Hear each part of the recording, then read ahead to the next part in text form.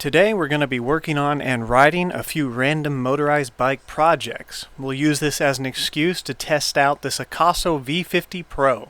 So whether you're just here for the bike stuff, or you want to find out if the V50 Pro is worth your dollar, you shall be entertained. We're going to attempt to use the V50 Pro as our primary camera as we work on and ride a couple of different bikes. We're also going to compare it against the Akaso Brave 7 that we received a few months ago. The price bracket is about a $50 difference. The V50 Pro comes in at $120 on Amazon, and the Brave 7 is $170. Is that $50 difference worth it? And although it's not a fair comparison, even by a long shot, we'll be comparing the V50 Pro to the GoPro Hero 8 Black and the Insta360 One X2. This is an apples to oranges comparison, but I'm adding it to the video this time for a point which we'll get to later in the video. Like most other budget action cameras, you get a lot of accessories in the box for mounting options. You get 2 batteries and a remote. As a matter of fact, the only noticeable difference I found in accessories between the Brave 7 and the V50 Pro is that the Brave 7 comes with a much better remote. And that's pretty much it. But to be honest, unless it comes with a chest mount, I could care less. So we're going to jump straight into what I feel is important about an action camera. Its quality. The first thing I noticed when taking the V50 Pro out of the box is that its charging and data transfer port is a USB Mini. That port is 22 years old. Needless to say, its data transfer rate cannot be fantastic, capped out at USB 2.0. And not a lot of people are going to have these cables anymore, so if you lose the one that comes in the box, you're going to be online looking for another one. Second, it's not waterproof unless you use the case.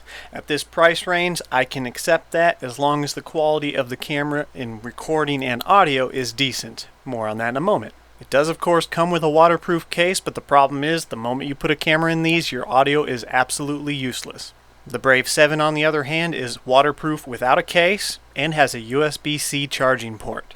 And I swear Louisiana's weather must have known that I was doing a side-by-side comparison with these two cameras because I got slammed with the most unexpected rain shower that I've ever seen.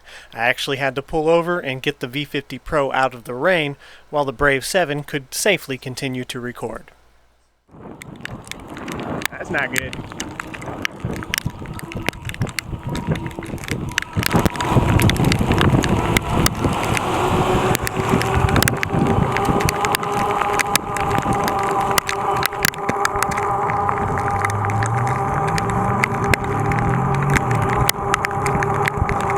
Hell did this rain come from?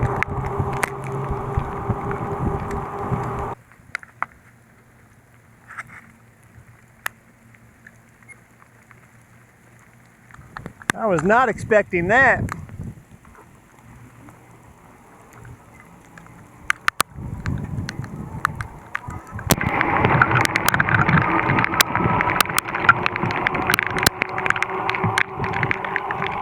Damn. Sadly, the audio cues on the V50 Pro are disappointing. They're too quiet. I can't even hear them when I'm riding the electric bike. And when you hit record, it sounds identical to when you stop recording. So unless you check the touchscreen, which can be difficult depending on how you have the camera mounted, you could be losing footage because you think you're recording and you're not.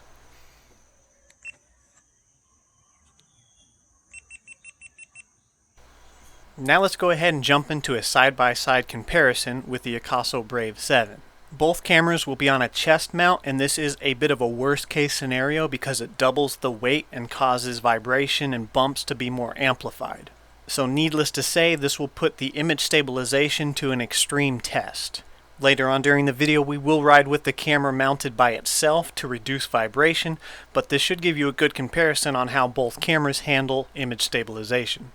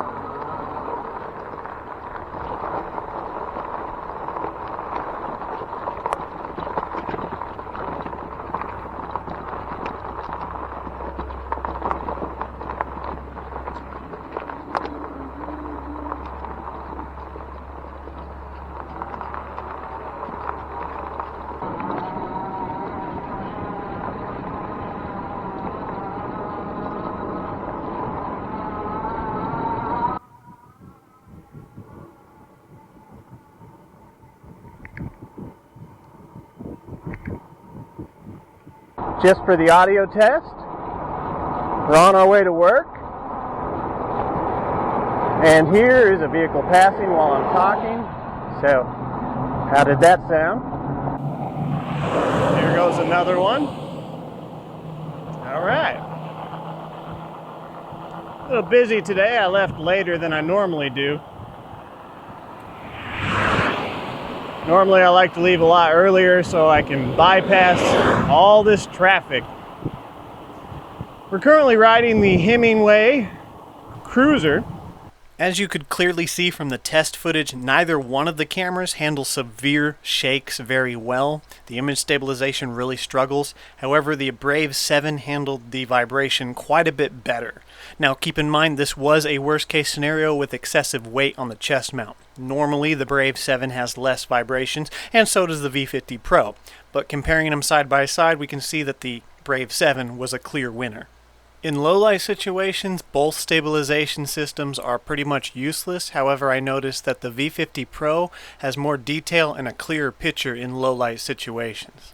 As we noted in our Brave 7 review, you can tweak some of the settings like daylight exposure to get better quality, but I noticed that the V50 Pro for its default settings did a better job with color correction. However, it does look like the V50 Pro is a little over-sharpened. The footage looks kind of grainy, but this also might be a byproduct of a lower bitrate. I noticed that the contrast was a little bit better on the Brave 7, even though the colors were better on the V50 Pro. During that side-by-side, you were also listening to the audio difference between both cameras with their built-in microphones. The V50 Pro was amplified and distorted. I was not yelling into the microphones, but I was talking in a slightly projected voice as I normally would during rides. This is to help overcome wind noise and motor noise. However, the Brave 7 sounded much more natural and there was no distortion. The Brave 7 might be a little on the quiet side, but because it doesn't distort the audio, you can boost it in post-production for a much more satisfying result. In my opinion, the V50 Pro's audio is pretty much useless for riding footage, although it might be good for capturing action at a distance. Don't even know if the way I'm talking at the moment is still clipping the microphone. I suspect at certain points it probably is, but I'm consciously making an attempt to talk quietly into the microphone. Now let's go ahead and compare the V50 Pro against a GoPro Hero 8 and an Insta360 One X2. As mentioned earlier, this is not at all a fair comparison because the price difference is extreme, but it's here for a good reason, which I'll explain after the comparison.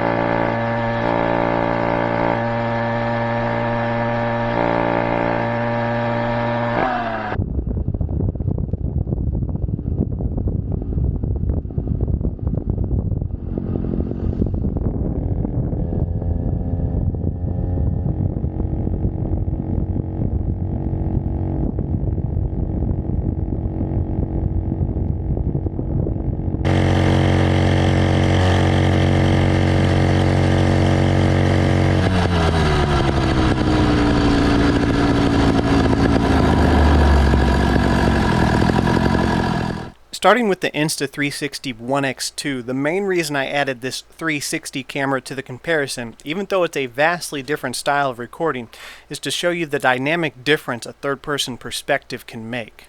When compared to a chest, head, or handlebar mounted camera, this makes the footage look much more immersive. Where the V50 Pro might actually beat the 360 camera is in its audio, as ironic as that sounds because the audio is terrible. But a 360 camera by design is further away from the rider and not designed to be used for its audio capabilities. For that reason, I'll always pair a 360 camera with a better audio recording device. Comparing the V50 to the GoPro, it's not even a competition. Every aspect of the GoPro is miles better, from image stabilization, color correction, bitrate, contrast, personalized settings, audio, build quality, and waterproof right out of the box. Hands down, it's just not even close. And this is coming from somebody who is often frustrated by GoPros due to their instability issues, which is the only place that the V50 Pro beats out a GoPro, is it's very stable. So with the GoPro and Insta360 being at least 3 times the cost of a V50 Pro, why would I compare them this time when I didn't compare them to the Brave 7? Here's why. The Brave 7 at its price point of $170 is, in my opinion, a good compromise for quality. Its audio, video, price, quality of build, waterproof out of the case, and simplicity felt that it was worth its price point and didn't need to be compared to higher-end cameras. Essentially, if you purchased one, knowing what you're getting, it's not something you would regret. The V50 Pro, on the other hand, and other budget cameras in this price category, in my opinion, are just not worth it. They sacrifice way too much, and honestly, they don't do anything that a modern smartphone can do. Other than the fact that the V50 Pro is a dedicated camera, I really can't justify using it over a phone. I don't really think the V50 Pro has earned the name action camera. Some of the most important features that are required to be an action camera, in my mind, are just non-existent. Image stabilization, being one of the most important aspects, is pretty much useless for anything other than the smoothest streets. Although its field of view seems to be a bit wider than the Brave 7, it's still cropped in pretty tight and makes everything just look slow. Not to mention, because it's restricted on its height and resolution, you find yourself pointing it a little too far down quite often, whereas the GoPros are more forgiving. To sum up my thoughts, I wouldn't purchase the V50 Pro and I can't recommend it to my viewers. I do appreciate Akaso for trusting us with this review, and I apologize that it's probably not the outcome you wanted, but I'm not sure what you were expecting, as you have to give me something good to work with to get a good review.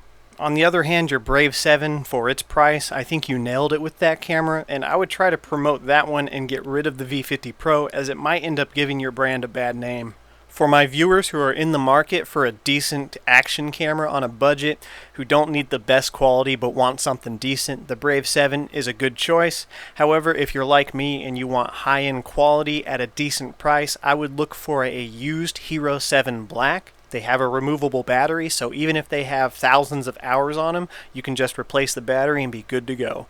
The difference between those two cameras is quite immense. The Hero 7 Black has fantastic image stabilization, Super View, which is a very wide field of view, which makes your videos look much better, fantastic color, good contrast, and all around is just a great camera that'll serve you for years.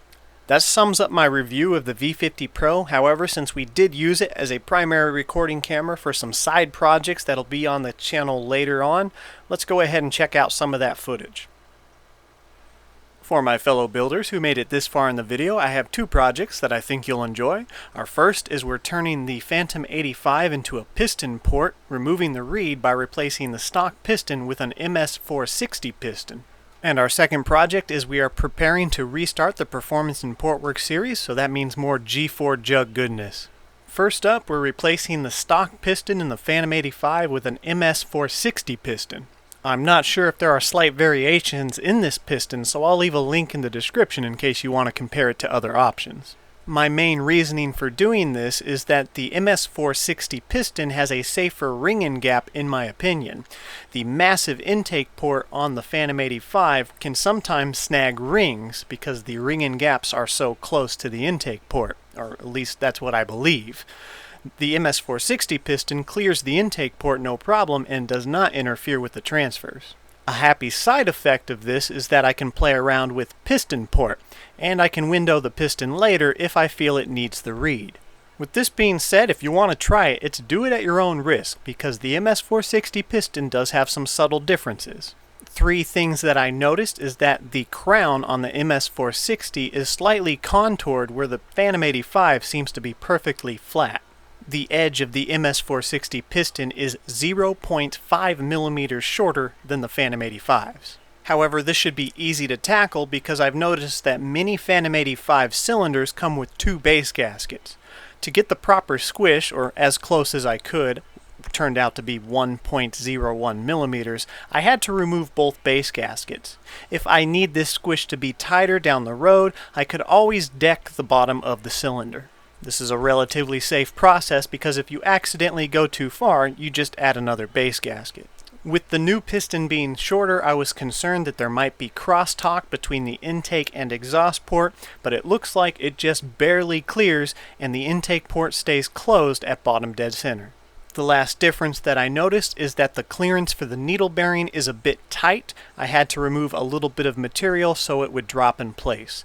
I made sure I removed enough so it wasn't a snug fit to compensate for any piston expansion. Also note that this is intended for Gen 3 Phantoms that come with a needle bearing or for motors which you have upgraded yourself. Because this is pretty much a drop-in change without any real modifications, all we had to do was put some Ultra Gray as a base gasket and a 40mm intake with an NT Speed carburetor. I stuck a big old 80 jet in it just to be safe. Turned out that's way too rich. But when she heats up, she smooths out pretty nice.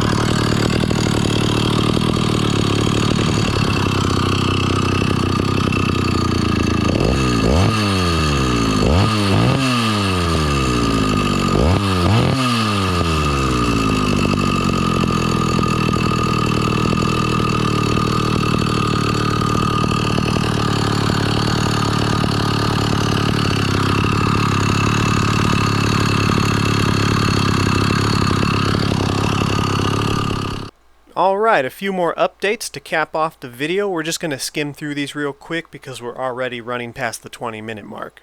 To record some of these updates, we're back on the V50 Pro to see if it's any good as an indoor work camera, and spoiler alert, it is not. This is a very well-lit room and the camera's still acting like it's in a low-light environment. And the image stabilization while I'm holding it steady in my hand is just terrible.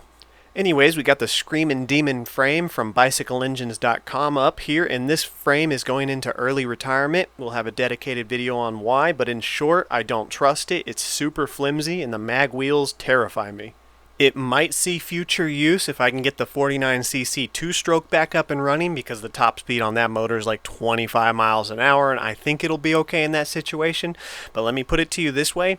I trust a $100 Cranbrook more than this bike. Like, a lot more than this bike, including the stock wheels that come on a Cranbrook. This thing is a death trap. For now, it's just going to be used as a test platform to quickly swap motors on and off of so I can test their functionality, but it's not going to be used for riding. That means this Southern Custom CC Hybrid is going to need a stronger frame, so that'll happen eventually. And for now, we're going to throw this hydraulic clutch 4040 on here for a functionality test. As we reopen the Performance and Portwork series, we're also sticking on a nice little custom ported jug here, which shows some promise. Alright, got a water hose ready to go, just in case.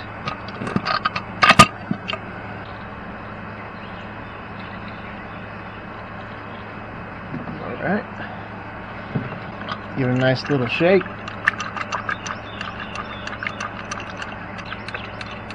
And dump.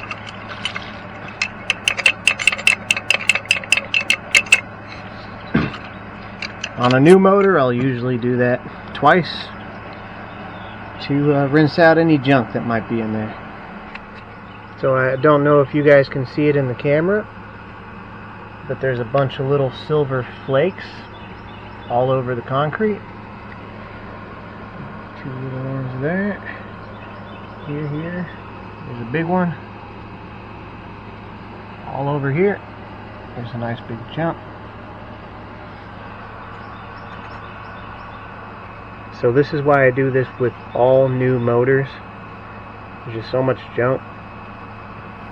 So there's a few of the random projects that we've been working on in the background that I decided just to throw in here as an excuse to test this camera. We're always doing random stuff like this even when the camera's not recording for future videos. I hope you guys got some useful information out of today's video or were mildly entertained. And until next time, ride safe.